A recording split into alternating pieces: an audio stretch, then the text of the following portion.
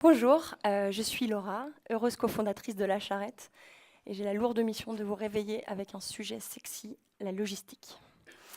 Donc, lors du dernier recensement agricole en 2010, il y avait déjà plus d'un producteur sur 5 qui vendait en circuit court.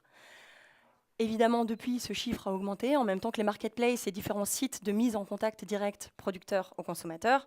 Donc on le sait tous, les circuits courts sont plébiscités par tout le monde. Ils rassurent les consommateurs sur ce qu'ils mangent, ils rémunèrent mieux les producteurs et ils réduisent notre empreinte énergétique. Bref, tout le monde veut manger local.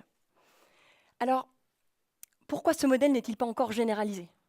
Pourquoi les produits locaux sont-ils encore chers et difficiles d'accès?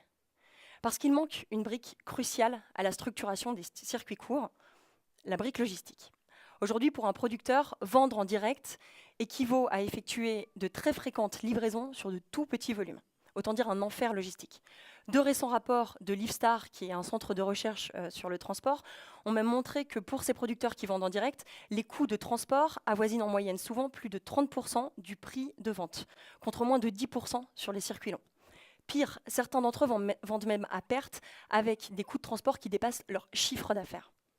Bref, le résultat, ce sont des producteurs qui abandonnent la vente directe devant cette perte d'argent et de temps, et des produits locaux qui sont chers et mal approvisionnés. Donc nous sommes deux associés aux compétences complémentaires en droit, finance et communication. Et depuis plus d'un an, nous avons rencontré les institutionnels du monde agricole, plus de 500-600 producteurs, des juristes spécialisés en droit collaboratif et des chercheurs axés sur la question justement du transport agricole. Tous ont fait le même constat, la mutualisation des livraisons entre producteurs est une solution efficace et généralisable aux problèmes de logistique en circuit court. C'est pour ça que nous avons créé La Charrette. Donc La Charrette, c'est un site collaboratif qui permet aux producteurs de mutualiser leurs livraisons. Une sorte de blablacar en gros pour les producteurs, avec comme idée principale de réunir en un seul et même endroit toutes les offres et toutes les demandes de trajet des producteurs. D'un côté, les producteurs qui livrent et qui ont de la place, et de l'autre, ceux qui en cherchent.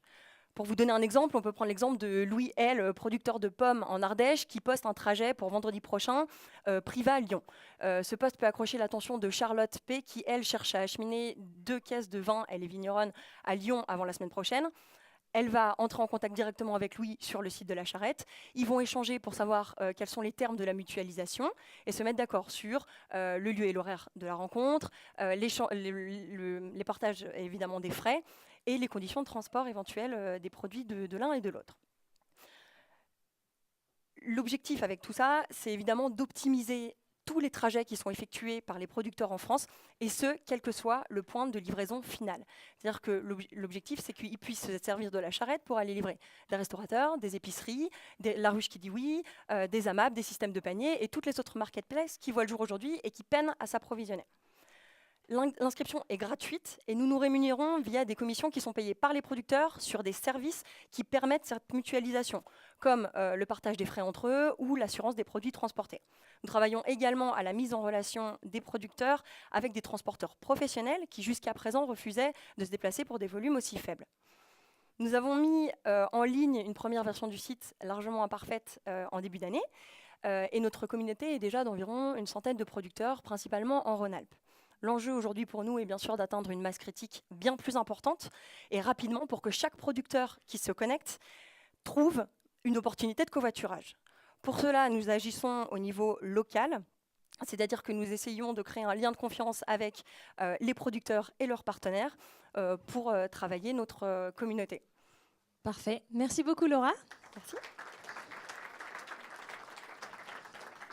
Et donc maintenant, 3 minutes de questions avec le jury.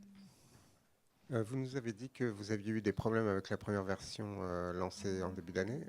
Quels ont été les deux principaux problèmes et quelles sont les résolutions que vous avez apportées? Alors, on n'a pas eu de problème en tant que tel, c'est juste que la version est imparfaite parce qu'on a voulu la développer nous-mêmes. En fait, on est sur fonds propres et on a choisi de ne pas essayer d'avoir d'argent à ce stade parce qu'on voulait valider le projet et l'idée d'abord. Il faut savoir qu'on est vraiment sur un terrain qui est un peu vierge. Le transport en circuit court, c'est un sujet qui intéresse un peu personne. Et on commence à voir des choses. Il y a des associations, notamment je pense au CIVAM ou certaines chambres d'agriculture, qui s'intéressent à la question. Mais quand on est arrivé, il y avait très peu d'informations. Donc en fait, on s'est dit, on lance quelque chose, on teste et on voit comment c'est reçu par les producteurs. Et donc on a fait plein de changements sur cette version-là qu'on a lancée en janvier et février, en fonction des retours qu'on a eus. juridiquement, du service pour autrui, il y a quand même quelques contraintes. Les transporteurs peuvent aussi vous dire comme quoi vous n'avez pas le droit de transporter pour autrui. Qu'est-ce que vous répondez à ça?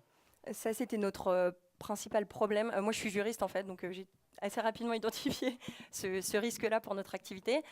Et en fait, donc oui, c'est la question du transport pour autrui.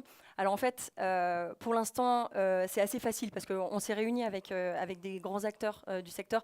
La chercheuse en France qui s'occupe justement de la question de la légalité de la mutualisation agricole, le ministère de l'Agriculture, des gros acteurs, je pense à La Ruche qui dit oui, voilà, on s'est tous réunis et on a créé un groupe de réflexion pour savoir si justement c'était légal ou pas. Et pour l'instant, ce qui semble ressortir de ça, c'est que oui, c'est légal parce qu'en fait, il y a plusieurs exceptions agricoles qui permettent ça. Il y a des exceptions à la fois dans le code des transports et il y a des exceptions dans le code rural, notamment, je pense à l'entraide agricole.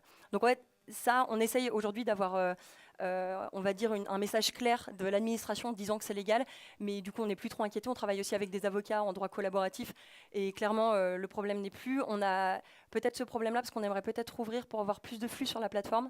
On aimerait ouvrir la possibilité peut-être à d'autres personnes que les producteurs de faire voyager les produits des producteurs. Et là, c'est un nouveau chapitre qu'on est en train d'ouvrir et il faut qu'on se repose cette question-là. Donc pour les producteurs, on s'est vraiment posé très en profondeur cette question et la réponse est normalement, il n'y a pas de problème.